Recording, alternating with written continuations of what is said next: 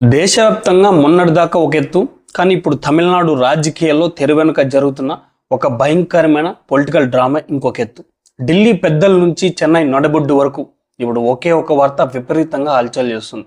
అదేంటంటే Tamil Nadu BJP fire brand leader, మాజీ IPS officer అయిన కె అన్నామలై గారు బీజేపీకి గుడ్ బై చెప్పబోతున్నారు. రాబోయే 10 రోజుల్లో ఆయన బీజేపీ నుంచి బయటకు వచ్చి సొంతంగా ఒక సరికొత్త పొలిటికల్ మూవ్మెంట్ని, ఒక కొత్త ప్రాంతీయ పార్టీని లాంచ్ చేయబోతున్నారా? ఈ స్కూప్ వినడానికి ఎంత షాకింగ్గా ఉందో, దీని వెనుక ఉన్న అసలు మ్యాటర్ అంతకంటే 1000 రెట్లు భయంకరంగా ఉంటుందండి. అసలు ఈ వార్తలో ఉన్న నిజమెంతండి? ఒకవేళ అన్నామలై గారు ఒక కొత్త పార్టీ పెడితే మోదీ షా ఊరుకో ఉంటారండి? ఈ కథ అంతా రీసెంట్గా ఎంట్రీ ఇచ్చిన యాక్టర్ విజయ్ పార్టీ టీవీకి చుట్టూ ఎందుకు తిరుగుతుంది? అసలు తమిళనాడుని దశాబ్దాలుగా వెళ్తున్న ఆ ద్రవిడ సిద్ధాంతం వెనుక ఉన్న అసలు శక్తులు ఎవరు? వాటన్నిటిని అన్నామలై ఎలా ముక్కలు చేయబోతున్నారు? సో ఇవన్నీ మనము ఈరోజు ఏ ఒక్క పాయింట్ వదులకుండా పక్కా హిస్టారికల్ ఫ్యాక్ట్స్తో కుండ బద్దలు కొట్టినట్టు చెప్తానండి. అసలు అన్నామలై గారు ఇలాంటి ఒక నిర్ణయం వైపు ఎందుకు అడుగులు వేస్తున్నారని అర్థం కావాలంటే మనం రీసెంట్గా ఎలక్షన్స్ నెంబర్స్ని ఒకసారి క్షుణ్ణంగా చూడాలండి. ఎలక్షన్స్ రిజల్ట్స్ రాగానే చాలామంది ఏమన్నారంటే తమిళనాడులో బీజేపీకి ఒక్క సీటు కూడా రాలేదు, అన్నామలై మ్యాజిక్ ఫెయిల్ అయిపోయిందని సోషల్ మీడియాలో ట్రోల్ చేశారంటే. కానీ అసలు మ్యాథ్స్ తెలిసిన వాళ్ళు ఎవరు అలా అనరు. ఎందుకంటే తమిళనాడులో ఒంటరిగా పోటీ చేసిన బీజేపీ ఏకంగా 11% ఓటు షేర్ సాధించిందండి. అదే వాళ్ళ కూటమి మొత్తాన్ని తీసుకుంటే అది 18% మార్కును దాటేసింది. మన దేశంలో ఉన్న ఫాస్ట్ ద పోస్ట్ ఎలక్షన్ సిస్టంలో ఒక విచిత్రమైన రూల్ ఉందండి. త్రికోణ లేదా చతుష్కోణ పోటీలు జరిగినప్పుడు ఒక పార్టీకి 18 నుంచి 20% ఓట్లు వచ్చినా కూడా సీట్లు రావు. అచ్చం కేరళలో కూడా బీజేపీకి 20% ఓట్లు వచ్చినా కూడా సీట్లు రాలేదండి. కానీ ఎప్పుడైతే ఓటు షేర్ 25% మార్కును దాటుతుందో అప్పుడు సీట్లు ఒక్కసారిగా గుంపు గుర్తుగా రావడం మొదలవుతాయి. సో అన్నామలైకి ఈ లెక్క బాగా తెలుసండి.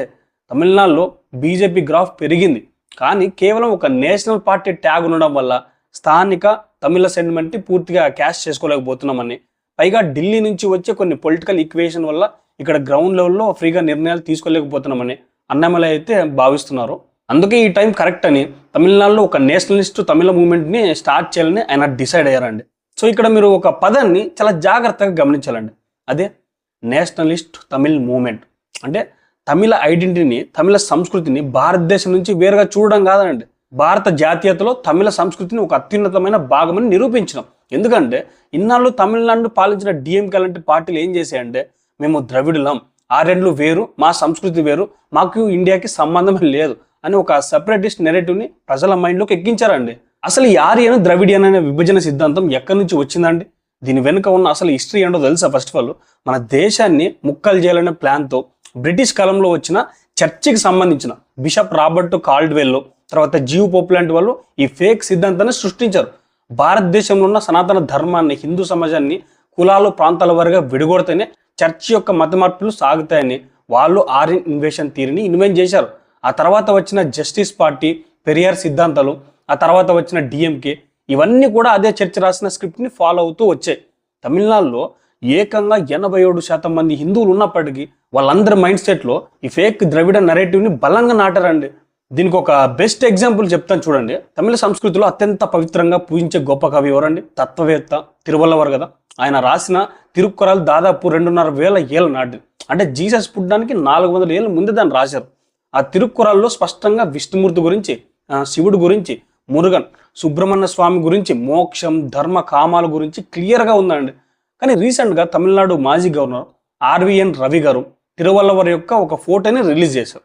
ఆ ఫోటోలో తిరువల్లవర్ కాషాయపు వస్త్రాలు ధరించి నుదుటిన విభూతి రేఖలతో రుద్రాక్ష మాలలతో వేసుకొని ఉంటారు అంతే. ఇది చూడగానే అక్కడున్న ద్రవిడ గ్రూపులు, చర్చ అనుకూల శక్తులు ఒక్కసారిగా అంటే ఎగిరిపడ్డాయి అనమాట. తిరువల్లవర్ సెక్యులరు, ఆయనకి హిందుత్వానికి సంబంధమే లేదంటూ గోల మొదలు పెట్టారు.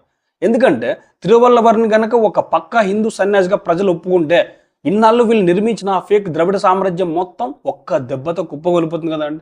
అన్నామలై ఇన్నాళ్ళు బీజేపీలో ఉంటూ ఈ చర్చ్ ద్రవిడ్ నెరేటివ్ని గట్టిగా ఎదుర్కొన్నారు. అయితే ఇప్పుడు సడన్గా సీన్లోకి ఇంకో కొత్త క్యారెక్టర్ ఎంట్రీ ఇచ్చింది. ఆయనే కోలీవుడ్ సూపర్ స్టార్ నటుడు విజయ్ అండి.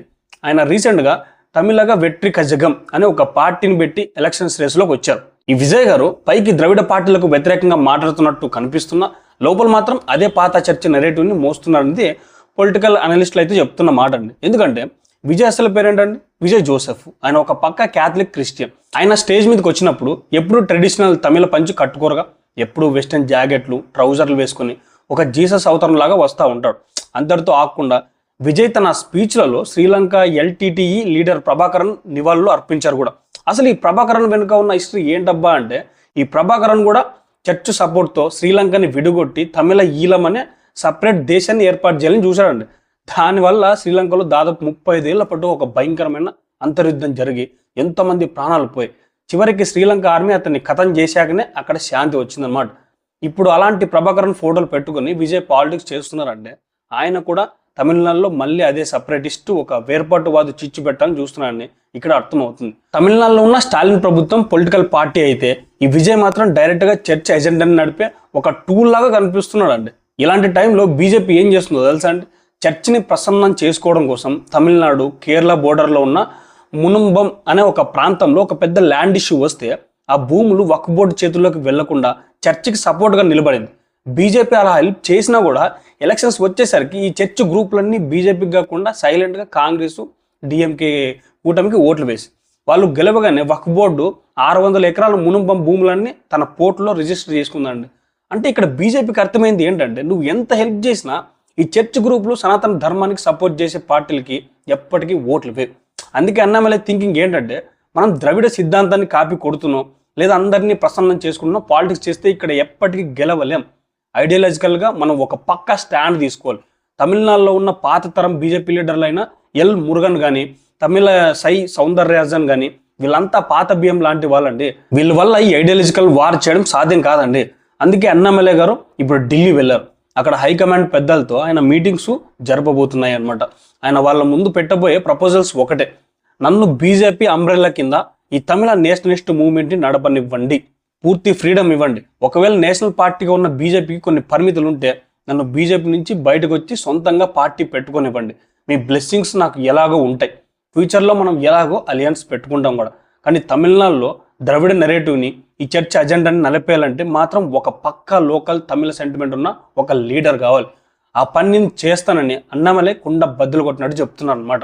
అన్నామలై లాంటి ఒక డైనమిక్ లీడర్ కనుక బీజేపీ నుండి బయటకు వచ్చి సొంతంగా జెండా పెడితే తమిళనాడు యువత మొత్తం ఆయన వెనుక నడవడానికి రెడీగా ఉందండి.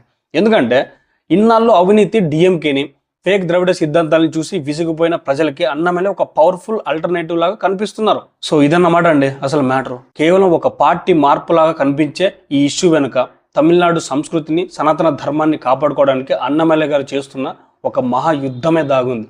మరి బీజేపీ నుండి అన్నామలై బయటకు వచ్చి కొత్త పార్టీ పెడితే సక్సెస్ అవుతారని మీరు అనుకుంటున్నారా? యాక్టర్ విజయ్ తీసుకొస్తున్న ఈ కొత్త చర్చ్ పాలిటిక్స్ని అన్నామలై గారు ఒంటరిగా ఢీ కొట్టగలరా లేదా అన్నది కింద కామెంట్ సెక్షన్లో నాతో షేర్ చేసుకోండి. ఈ లోతైన అనాలిసిస్ మీకు నచ్చితే వెంటనే వీడియో లైక్ చేసి మీ ఫ్రెండ్స్ అందరికీ వాట్సాప్ గ్రూప్లో షేర్ చేయండి. మన ఛానల్ని సబ్స్క్రైబ్ చేసుకోండి. ఒకవేళ చేసుకోకపోతే వెంటనే సబ్స్క్రైబ్ కూడా చేసుకోండి. జై హింద్, జై భారత్, వందే మాతరం.